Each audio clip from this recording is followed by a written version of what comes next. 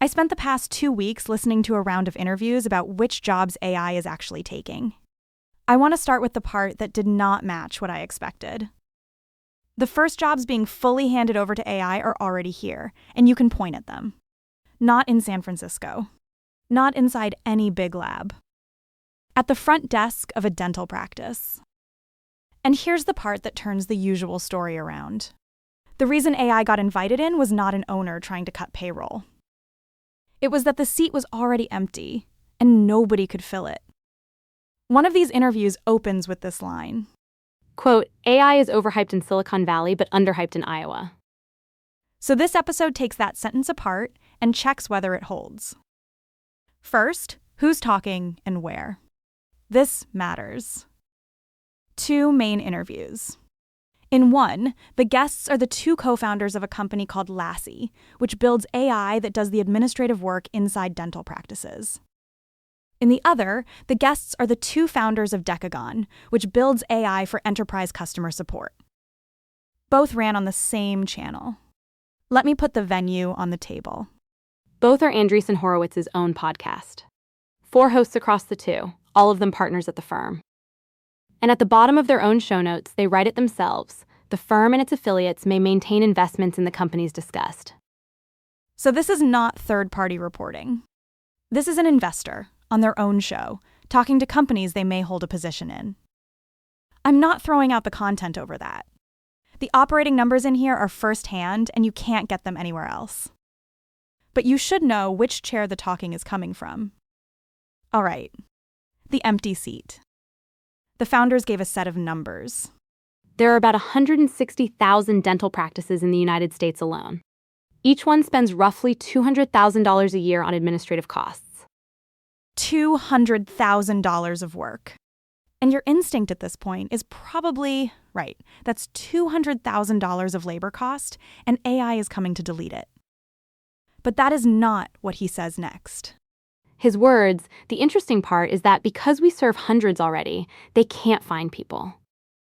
Later, he welds the money and the hiring problem into one sentence. His words, there are 160,000 dental practices in the U.S. alone, $200,000 in labor that Dr. Sloop and others can't find. Dr. Sloop is the one person from this whole episode I want you to remember. He was one of the founders' childhood dentist in Florida, now somewhere around 75 or 80. He's retired. The founder told the story of why. Note this is the founder relaying it. Dr. Sloop is not the one being interviewed. The founder says part of why he retired was that he lost the key woman who did the books and everything else. The founder relays his words, I can't deal with this anymore. I quit. He sold the practice to his junior partner and left dentistry. The founder says he went back and asked Dr. Sloop about all this. The founder says Dr. Sloop told him that if this had been around, he wouldn't have retired. I put that example up because it bends the whole AI takes your job sentence in a different direction. Nobody here got replaced by AI. One person left, the seat sat empty because nobody could fill it, and then the practice closed, and the owner went out with it. To tell this properly, I need to set out several different chairs. First chair, the founder's own. At one point, a host says, I think you're at 98% automation. That number traveled a long way afterward. But the founder's own version is different, and the difference is the whole thing. The founder's words, it's fine if in this case the first agent does 98% of the work, and then there's a sliver left. The first agent does 98%, and there's a sliver left, is not the same claim as we are, 98% automated. So who does the sliver? That's the second chair, and it's the least quoted passage in the interview. The founder's words. The interesting thing is we have thousands of staffers that are basically giving us input on how to make that appeal that the agent currently cannot do. And then, these staffers help us get it to an even higher percentage. I checked who those staffers are. They work at the practices.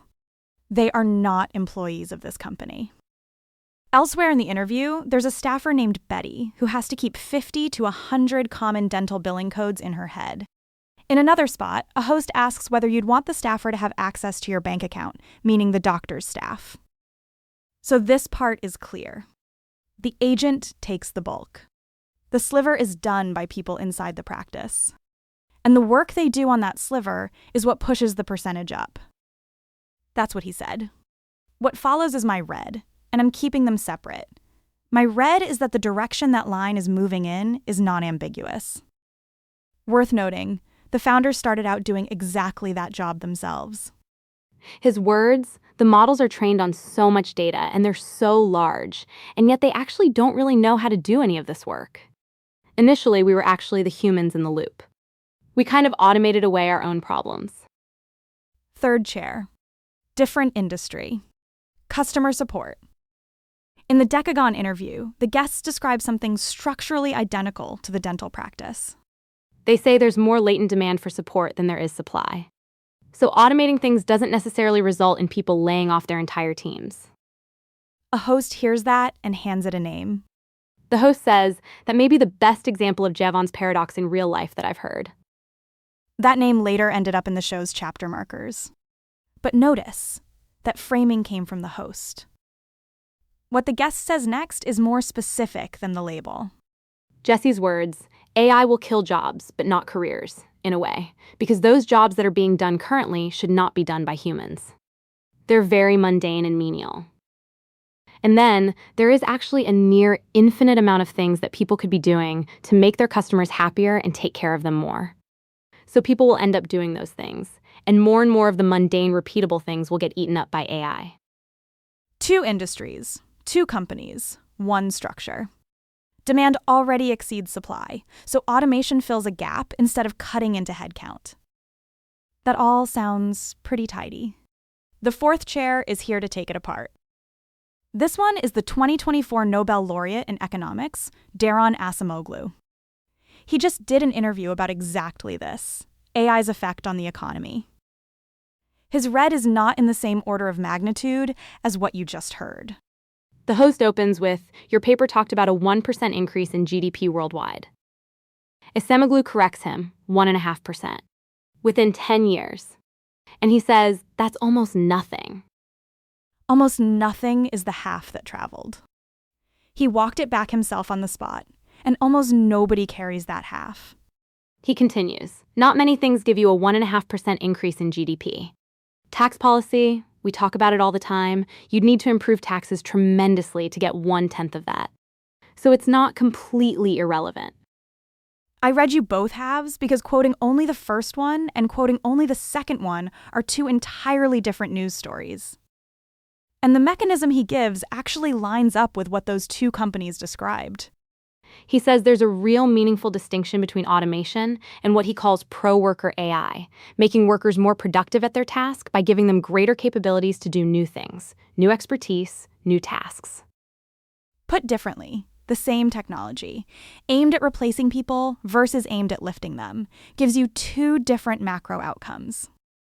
So what does he think about entry-level jobs disappearing? There's a trap here, and I want to be precise. A number shows up in that interview, 37%. It has been quoted everywhere since, and it's often written up as his evidence. He didn't say it. The host said it. The host says, I saw a report from Adzuna, which is a job portal from the UK, that said that since ChatGPT came out in the market, they detected a decline of 37% on postings for junior jobs. So it seems it's already happening. Acemoglu's response essentially takes the causal claim apart. He says, everything about AI is uncertain. And by that, I don't mean the future of AI is uncertain. What has happened is uncertain too. He goes on, there are some researchers as well as some data sources which point to exactly what you're summarizing. But then there are other people who claim there has been more hiring in AI-related areas. Both could be true for a while. Neither could be true. And his key reason, the problem is that many of the trends that show slower hiring started before ChatGPT. So the timing doesn't quite square with a causal effect. So the next time you see that 37% hung under a Nobel laureate's name, you know what happened there. The host added one more line afterward that I think is worth keeping. The host says, it doesn't help that if you blame it on AI, your stock raises, and if you blame it on other things, your stock goes down. He also brought up what Anthropic's CEO keeps saying. I'm going to relay this one exactly as stated, without making it heavier or lighter. He says that's why Dario Amodei, for example, is continuously talking about how this is going to destroy the entry-level job market. He says, I think, again, that's too accelerationist. I don't think the timelines are going to be as fast as what he's saying. And immediately after, but on the other hand, he knows the technology better than I do. That's 4 chairs. And you'll notice none of them are lying to you. They're looking at different layers. So what does this look like historically? I need to stop here and say one thing first. The example I'm about to give is mine. None of those 4 people brought it up. The comparison people reach for to reassure you is ATMs and bank tellers. The standard version goes, the cash machine arrived, everyone said tellers were finished, and tellers didn't go away. The economist behind that claim is James Besson, and the mechanism he gives is specific. He says the average branch in an urban market required about 21 tellers, and the ATM cut that to about 13. Around 400,000 of them were installed nationwide, rolling out at scale, basically starting in the mid-90s. The key is what banks did with the savings. Running a branch got cheaper, so they opened more branches. Fewer people per branch, more branches, and total teller jobs didn't fall. Besson's line is, since the year 2000, not only have teller jobs increased, they've been growing a bit faster than the labor force as a whole. I have to put a timestamp on that sentence. He said it around 2015. What happened to that job after that? I did not get reliable first-hand data on this time, so I'm not going to take it further. I'm not raising this example to say, see, history worked out fine. The opposite, actually. The ATM mechanism was cut the headcount per branch, make branches cheaper, open more of them, and let expansion absorb the total. The dental practice mechanism is the seat is already empty. Nobody can fill it. AI moves in.